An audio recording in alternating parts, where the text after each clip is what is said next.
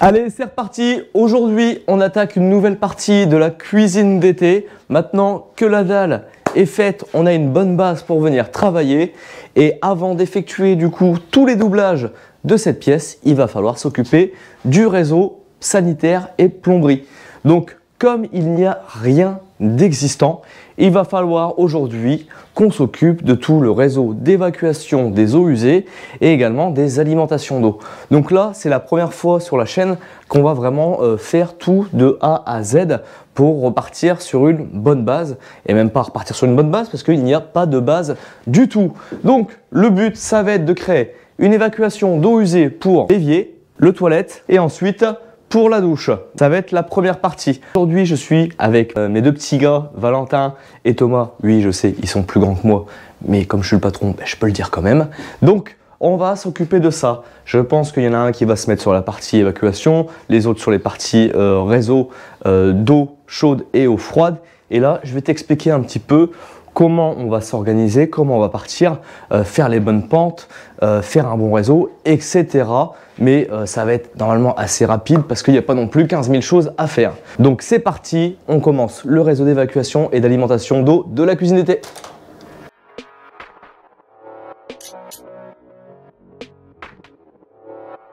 Donc pour pouvoir faire ça correctement, on va avoir besoin de PVC de diamètre 100 pour la partie évacuation du toilette qui va se trouver juste ici, et de PVC en 40 mm pour ce qui va être évier. Donc l'évier, il va être placé à peu près ici.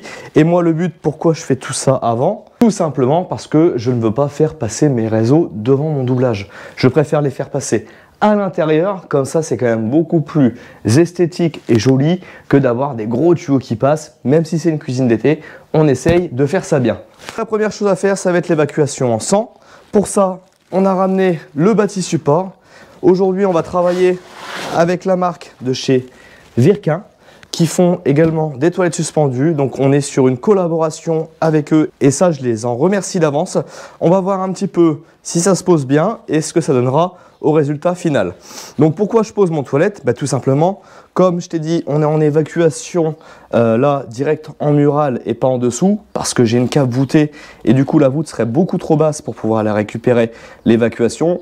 Il faut que je le fasse sortir pile poil au bon endroit et être sûr de ne pas me tromper au centimètre près. Donc on va partir avec l'évacuation de sang là. On va aller rattraper la réservation que j'ai fait ici. Donc ça, c'est juste un tuyau que j'ai mis dans le béton pour pouvoir avoir une réservation. Il va falloir qu'on redécoupe un petit peu autour, qu'on le retire et pour pouvoir traverser complètement la voûte de la cave et redescendre juste en dessous. Une fois que ça sera fait, on va pouvoir passer également à l'évacuation de l'évier. Et en dernier point, mais ça on va pas le faire aujourd'hui, ça sera l'évacuation du caniveau. Mais ça, on le fera que au moment où on posera le caniveau et qu'on fera le receveur en pente.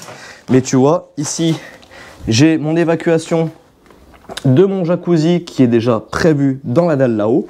Je vais simplement y mettre un Y ici et ça, la faire repartir là-bas. Comme ça, j'aurai plus qu'à raccorder mon caniveau au moment où je le poserai. C'est parti, on se lance sur les évacuations de la cuisine d'été. Bon, ça y est, le toilette est déballé. Déjà, première chose, il est super pas large. Généralement, un toilette suspendu, ça fait 50 cm de large. Et là, on est à 36 cm. Donc, est-ce que ça peut être un avantage, un inconvénient? Peut-être dans certains cas. Donc ça, on peut dire que voilà, c'est toujours un petit plus. Donc celui-ci est mis, c'est un toilette qu'on va appeler autoportant, c'est-à-dire qu'il a une plus grosse prise au sol grâce à ses pieds qui sont à l'équerre et une autre prise qui va être prise dans le mur avec de la tige filetée comme ceci qui va être pris dans cette patte là, elle qui va être fixée directement dans le mur. Donc forcément, quand tu as un mur costaud derrière, vaut mieux aller se reprendre directement dedans et c'est pour ça que je vais le faire maintenant. Je vais aller rechercher mon parpaing directement et puis au moment de faire mon isolation, c'est pas grave, je pourrais repasser derrière mon toilette, ça sera pas un souci. Donc avec, on a la plaque de commande et également tout le reste des accessoires pour mettre ce bâti support en place. Donc la première chose à faire, ça va être de le mettre à hauteur. On va régler notre cuvette par rapport à ce qui est demandé en général. Et du coup, pour savoir à quelle hauteur tu vas mettre ton bâti support, eh bien tu vois, tu as une référence qui là est sur le côté et là qui t'indique la hauteur des 1 mètre par rapport à ton sol fini. Donc en fonction de si tu vas faire une chape, si tu vas refaire un carrelage, un béton ciré ou autre, tu vas rajouter l'épaisseur que tu dois mettre définitive. Et là, tu vas venir te caler au 1 mètre. Donc ça, c'est la première chose à faire. On va le mettre de niveau par rapport à ce trait-là. Et ensuite, on va voir à quel emplacement on le met au mieux pour nos évacuations et par rapport à la profondeur aussi pour savoir le doublage qu'on va mettre, si je rajoute des choses au-dessus. Et à partir de ce moment-là, tu peux commencer à percer tes pieds avec toutes tes chevilles ici qui sont fournies avec pour avoir un super bon ancrage dans ta dalle béton.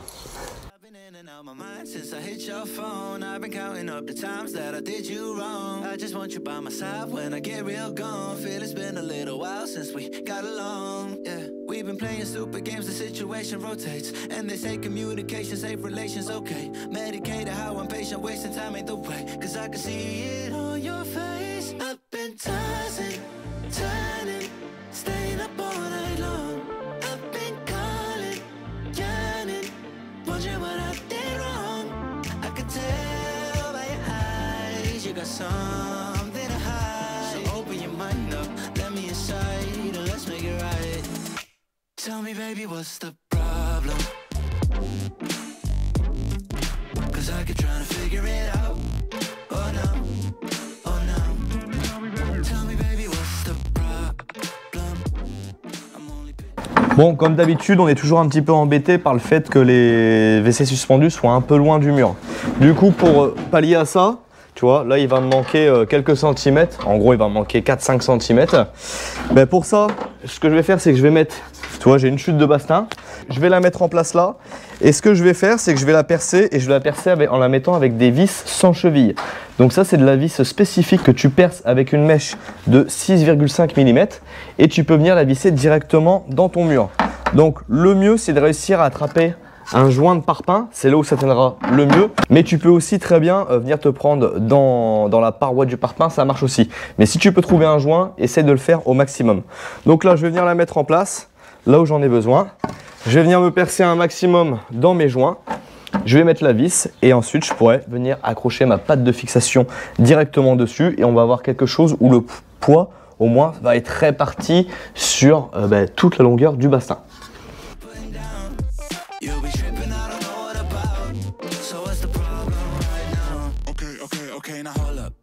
Get something right off my chest. I've been meaning to read into it, time to put it to rest. Is it stress? Is it that I ain't answer your text? Don't you treat it like amnesia, you know I always forget. Stirring the pot real hot, watch how the plot thickens. Around the clock, tick tock, need more than 20 seconds to get your attention before it's on to the next thing. And I'm over here again wondering, can I hold you, hear your truth, pull you closer, talk it through? Girl, you know that I'm the one that you can come and complain to. Your silhouette's amazing, but your brain is a maze too. So can you help me find my way while I find something to say? I know the arguing just augments everything going both ways, but baby, I can see it on your face. I've been tossing, turning, staying up all night long. I've been calling, yearning, wondering what I did wrong. Maintenant que les fixations murales sont mises en place et les tiges fitées également, on va commencer par serrer dans un premier temps l'écrou qui est ici, histoire que la tige filetée reste bien en place. Et une fois que c'est bon, on va pouvoir venir régler l'aplomb, tu vois ici, du toilette en jouant avec les deux écrous qui sont juste ici. Donc là, je vois qu'il faut qu'il recule vers moi. Donc tout simplement, je vais desserrer celui-ci pour me laisser du jeu. Pareil de l'autre côté. Et en vissant mon écrou contre le bâti, et au fur et à mesure, lui, il va venir reculer et me donner mon aplomb.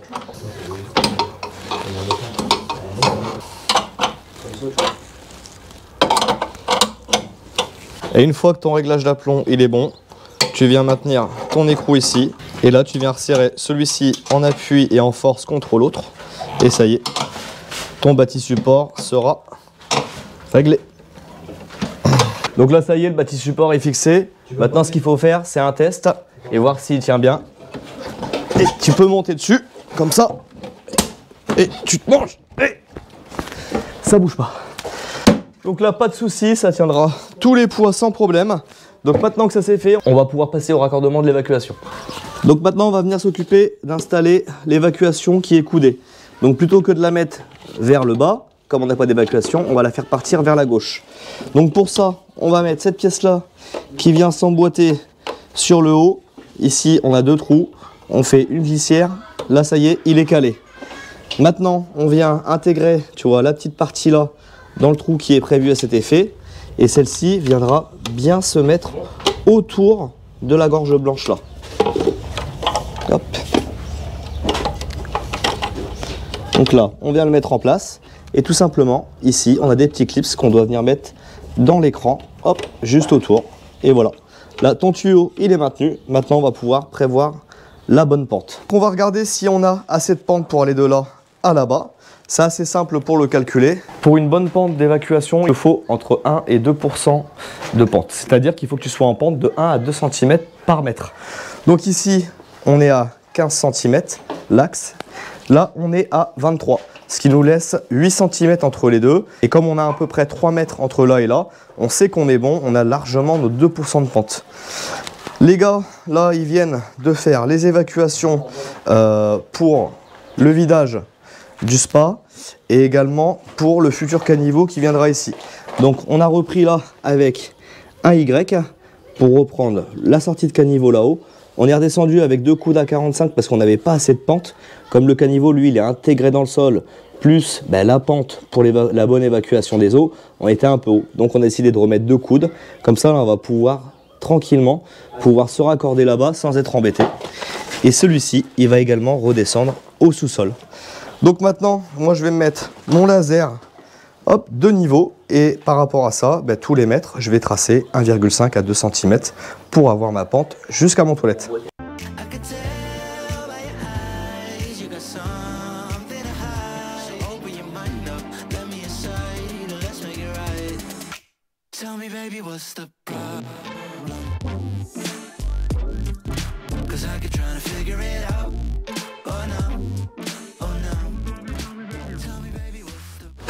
Donc là, on vient de tracer avec un cordex bleu l'axe du tuyau. Et tu vois, vu qu'on est sur un mur super irrégulier, on a mesuré à chaque fois, tu vois là j'ai 8 cm par exemple, de combien était l'écart entre le mur et le PVC.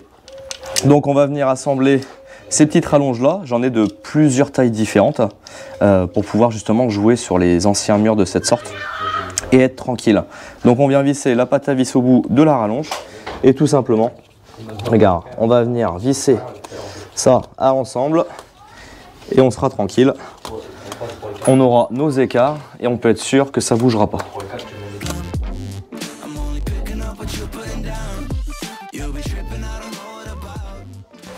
Maintenant, on va procéder au collage des tuyaux. Avant de le mettre en place, ça va être beaucoup plus simple, surtout qu'on a bien la place pour le mettre. Donc, je vais te montrer vite fait comment on fait les collages. Déjà, on a fait des repères. Tu vois, une fois qu'il était mis en place, pour pouvoir faire nos collages sans les mettre un petit peu au hasard. Donc, on va démonter nos tuyaux. Hop. Et on va venir coller l'ensemble. Donc, moi, personnellement, je fais toujours du double encollage. C'est-à-dire que je vais mettre de la colle sur la partie mâle de mon PVC. Hop. Mais également sur la partie femelle. J'ai toujours fait comme ça, j'ai jamais eu de problème. Et comme on dit, on ne change pas une équipe qui gagne. Alors faut pas non plus en abuser, tu vois, j'en ai peut-être mis un petit peu trop. Hop. Et on vient les coller sans faire un mouvement circulaire. On peut les coller droit avec la colle de chez Griffon. Tu vois, tu n'es pas obligé de le mettre et de faire un quart de tour. Tu viens le coller droit et après on va venir essuyer tout l'excédent. On fait pareil avec tous les autres. Hop. Les deux traits.